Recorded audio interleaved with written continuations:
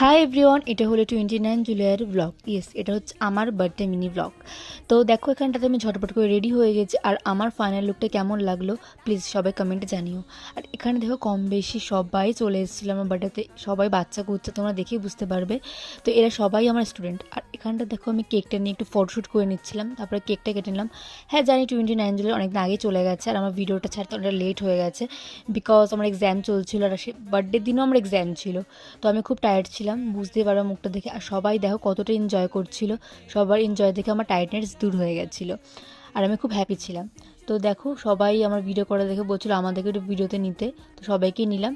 তো সবাই এখানে খেতে বসে পড়েছিল। আর খাবার আইটেমে ছিল ফ্রাইড রাইস, চিকেন কষা, চাটনি, পাঁপড়, মিষ্টি, এগুলোই ছিল। তো আমিও খেতে বসে পড়েছি। সব কিছু শ্যুট করা হয়নি আমার খাবারের ভিডিও। তো ভিডিওটা ভালো লাগলে লাইক করে দিও, কমেন্ট করো এবং সাবস্ক্রাইব করতে ভুলো না। Bye bye.